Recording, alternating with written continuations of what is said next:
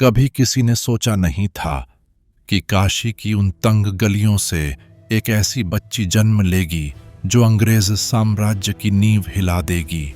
सन 1825, काशी नगरी, माघ महीने की एक सर्द सुबह, मोरोपंत तांबे के घर एक बच्ची ने जन्म लिया। नाम रखा गया मणिकर्णिका। मां भागीरथी ने गोद में उसे उठाकर कहा, मेरी बेटी एक दिन सबको दिखा देगी कि बेटियां किसी से कम नहीं होती। मनु का बचपन आम लड़कियों से बिल्कुल अलग था। उसे गुड़ियों से खेलना पसंद नहीं था। उसे घुड़सवारी, तलवारबाजी और धनुष बाण चलाना भाता था। कहा जाता है कि जब वह 4 साल की थी तब पहली बार उसने लकड़ी की तलवार उठाई और अपने पिता से कहा, बाबा, एक दिन मैं सबसे बड़ी योद्धा बनूंगी। पिता ने कभी उसे रोका नहीं। वो चाहते थे कि उनकी बेटी वही बने जो वो बनना चाहती थी। मनु अक्सर लड़कों के साथ अखाड़े में कसरत करती, तलवार घुमाती, घोड़े दौड़ाती। लोग कहते, ये लड़की नहीं, कोई योद्धा है। मगर माँ भागीरथी अक्सर चिंतित रहती। लड़की हो, थोड़ा तो संजोग संवार सीखो। मनु मुस्कुरा देती और कहती, माँ, ये जमाना भी देखेगा जब झांसी की गलियों में मेरी तलवार की गूंज सुनाई देगी। बचपन की कहानियां। एक बार की बात है, मनु अपने घोड़े बादल पर चढ़ी और काशी के घाटों पर दौड़ लगाई। एक अंग्रेज अफसर उसे देखता रहा और हंसते हुए बोला, एक लड़की, घुड़सवारी, यही तो भारतीयों की कमजोरी है। मनु ने उसकी आंखों में आंखें डालकर कहा, ये मत भूलो साहेब, ये वही देश है जहां रानी दुर्गावती ने हजारों से अकेले टक्कर ली थी। अफसर निरुत्तर रह गया।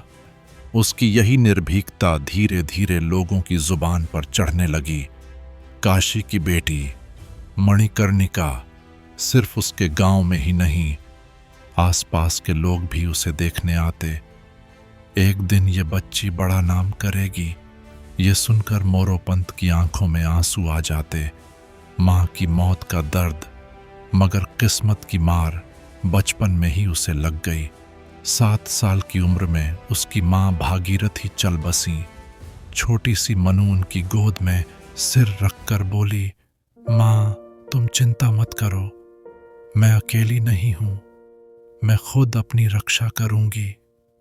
उस दिन उसने कसम खाई कि वह कभी किसी के आगे नहीं झुकेगी।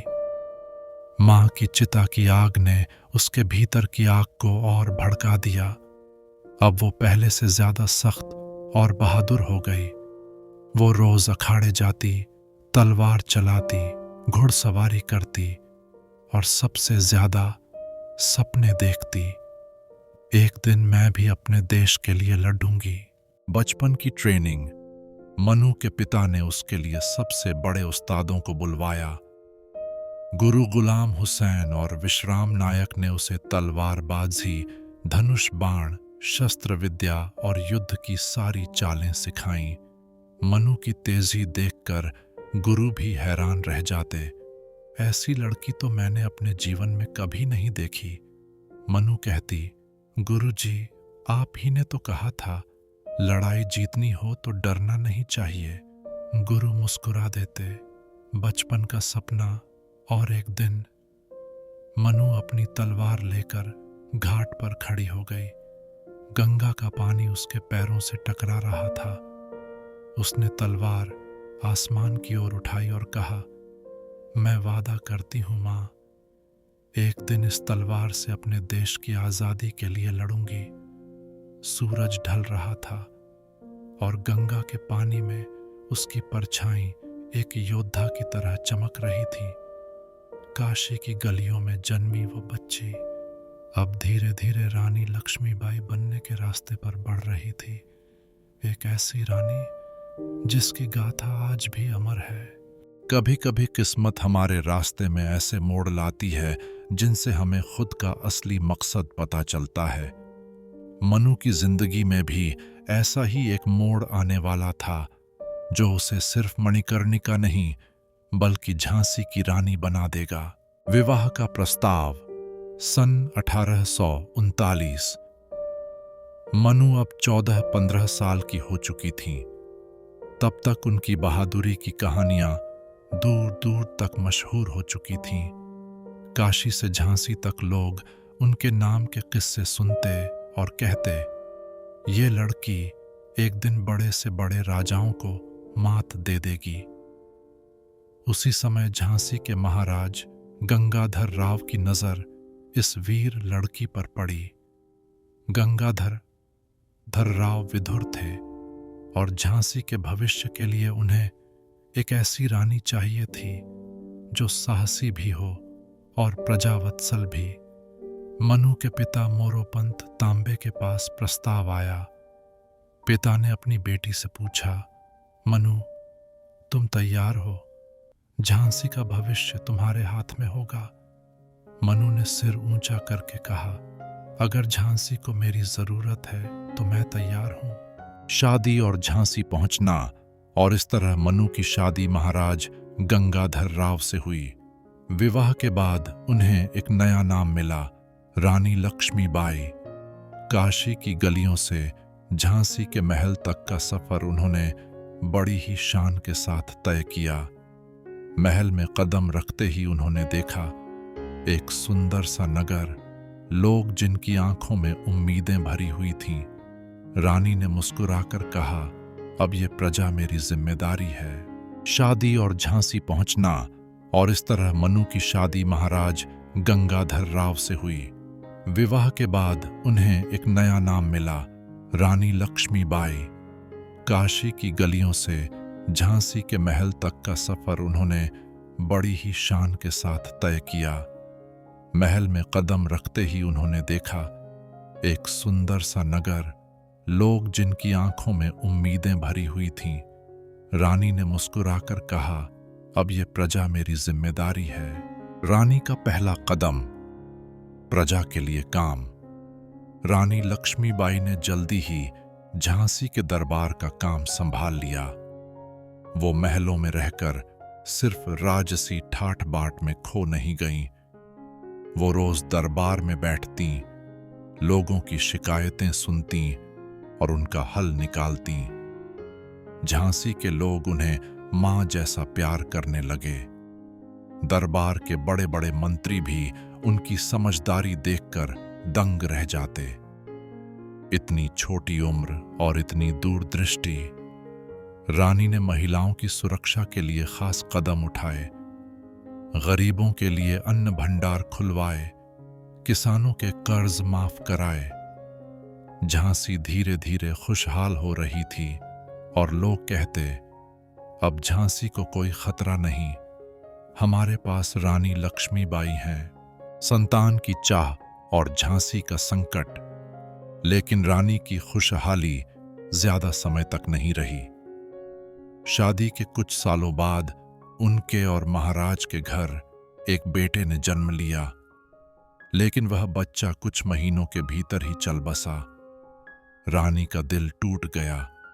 महाराज की तबीयत भी बिगड़ने लगी। रानी फिर भी मजबूत बनी रहीं। उन्होंने अपने पति से कहा, झांसी की गद्दी को वारिस चाहिए, मैं गोद लेकर इस परंपरा को पूरा करूंगी। और उन्होंने एक छोटे से बच्चे को गोद लिया। उसका नाम रखा गया दामोदर राव। मगर तकदीर ने फिर एक वार किया। महाराज गंगाधर राव का निधन हो गया। झांसी के महल में सन्नाटा छा गया। रानी लक्ष्मीबाई अकेली रह गईं, अपने छोटे बेटे के साथ। अंग्रेजों की चाल। महाराज के निधन के बाद अंग्रेजों ने अपनी चालें चलनी शुरू की।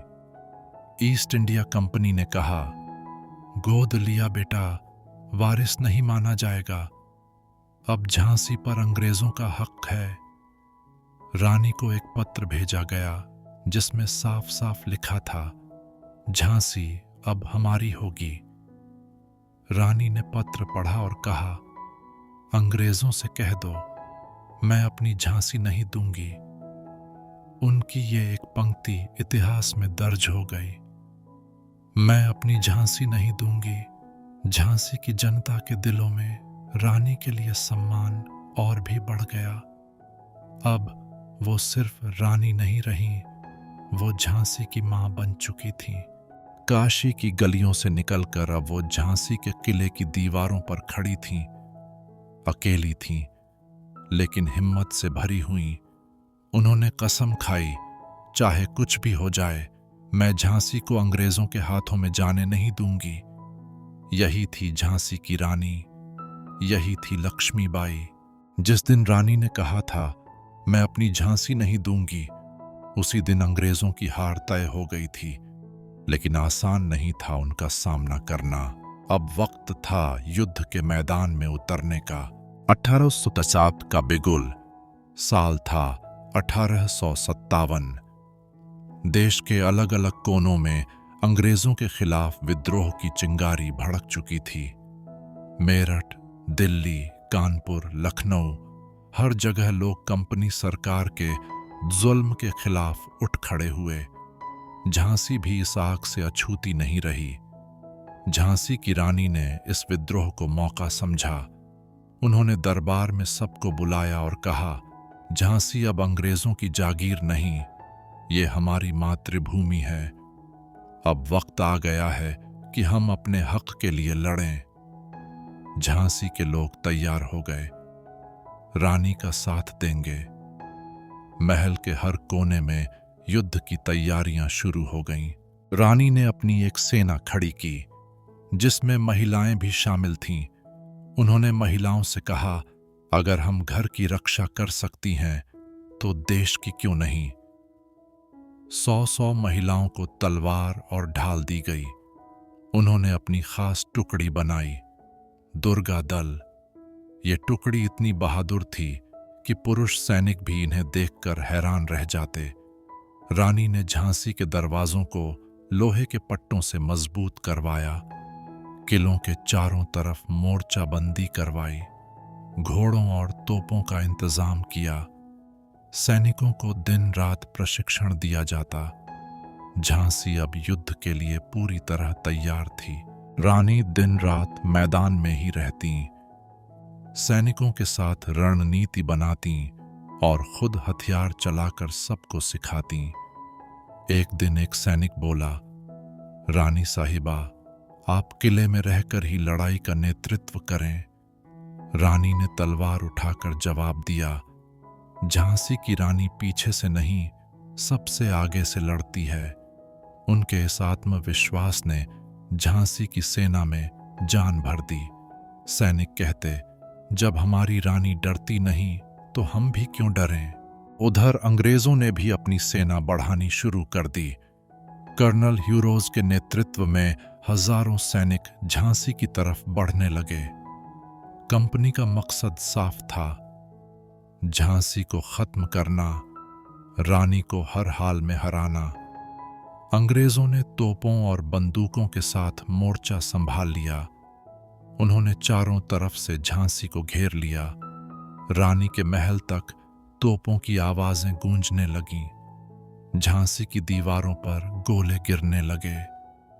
लोग डरने लगे, मगर रानी मुस्कुराकर बोली, याद रखो, झांसी की एक एक ईंट पर मेरा नाम लिखा है, इसे कोई मुझसे छीन नहीं सकता। महल के हर कोने में आवाज गूंज रही थी, जय भवानी, हर हर महादेव। सैनिक तैयार थे, महिलाएं तैयार थीं।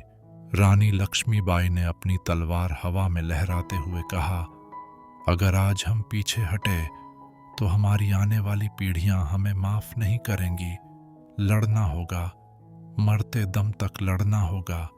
रानी ने अपने छोटे बेटे दामोदर राव को गोद में लिया, माथे पर चूमा और कहा, बेटा, अगर आज तेरी माँ हार गई तो ये देश हमेशा गुलाम रहेगा।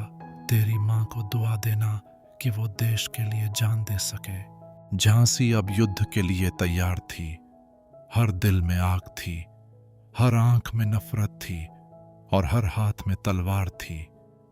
रानी लक्ष्मीबाई ने अपना घोड़ा बादल साधा, तलवार खींची और कहा, आज से ये सिर्फ झांसी की लड़ाई नहीं, ये पूरे हिंदुस्तान की लड़ाई है। झांसी अब लड़ने के लिए तैयार थी। रानी अब इतिहास रचने के लिए तैयार थी। कहते हैं, जब रानी लक्ष्मीबाई अपनी तलवार लेकर घोड़े पर सवार हुईं, तो झांसी की धरती कांप उठी। ये सिर्फ एक रानी की लड़ाई नहीं थी, ये पूरे देश की अस्मिता की लड़ाई थी। सन 1858 अंग्रेजों की भारी सेना ने झांसी को चारों तरफ से घेर लिया। तोपों और बंदूकों से लैस हजारों सैनिकों ने झांसी पर हमला बोल दिया। रानी के महल पर गोले बरसने लगे, किले की दीवारें टूटने लगीं, लोग डरने लगे, लेकिन रानी के चेहरे पर शिकन तक नहीं आई। उन्होंने दरबार में कहा, आज अगर हमने हार मान ली तो आने वाली पीढ़ियां हमें कायर कहेंगी। लड़ाई आखिरी सांस तक होगी। सुबह होते ही झांसी के किले के दरवाजे खुल गए। रानी ने अपने घोड़े बादल पर सवारी की और अपनी तलवार खींची। सैनिकों ने जयकारा लगाया, जय भवानी, हर हर महादेव। रानी की सेना दुश्मन पर टूट पड़ी। महिलाओं ने भी दुर्गा दल के साथ मोर्चा संभाला। हर गली, हर चौक पर अंग्रेजों से भिड़ंत हो रही थी। रानी अपनी तलवार से एक एक दुश्मन को पछाड़ती हुई आगे बढ़ती जा रही थी। उनका साहस देखकर अंग्रेजों के पैर उखड़ने लगे। क्या कोई औरत इतनी बहादुरी से लड़ सकती है? सैनिक आपस में यही कहते रहे। रानी की गोद में उनका छोटा बेटा दामोदर राव बंधा हुआ था। लोगों ने कहा, रानी साहिबा, बच्चे को महल में छोड़ दीजिए। रानी ने जवाब दिया, ये मेरी लड़ाई है, मेरा बेटा मेरी ताकत है। जब तक वो मेरी पीठ पर है, मैं कभी नहीं गिरूंगी। 2 दिन और 2 रात तक युद्ध चलता रहा। अंग्रेजों ने तोपों से किले की दीवारें तोड़ दीं। झांसी के कई सैनिक शहीद हो चुके थे।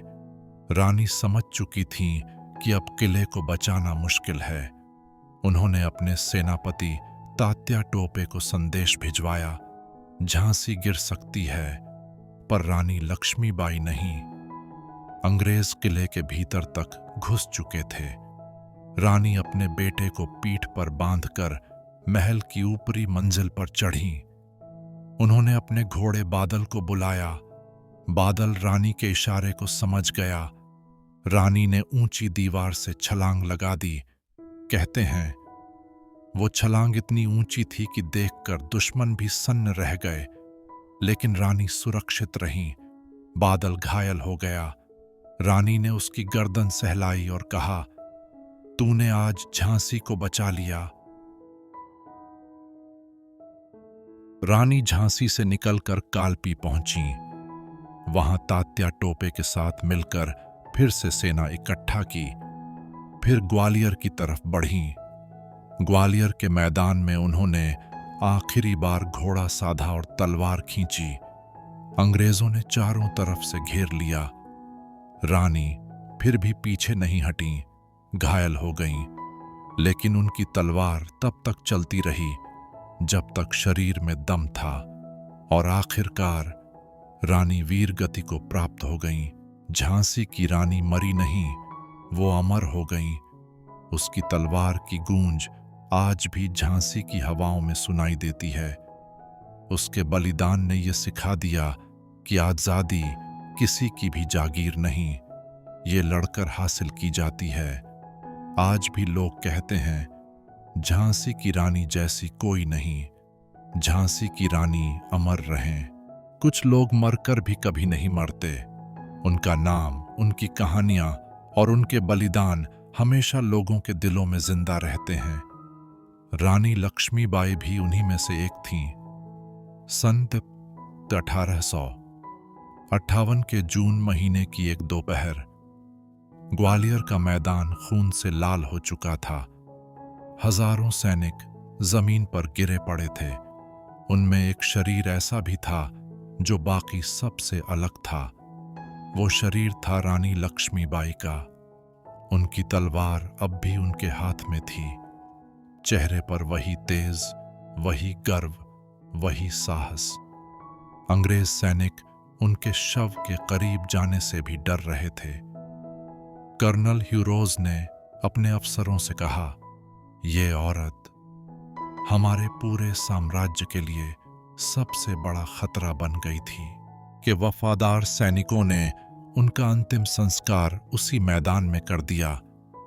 जलती चिता से उठता धुआं पूरे आसमान में फैल गया। लोगों ने देखा और कहा, झांसी की रानी अमर हो गई। रानी का बलिदान देखकर अंग्रेजों के भी रोंगटे खड़े हो गए। उन्होंने अपने रिकॉर्ड में लिखा, अगर भारत में हर जगह ऐसी औरतें होती तो हमारा राज एक दिन भी न टिकता। रानी लक्ष्मीबाई की मौत ने पूरे देश को हिला दिया।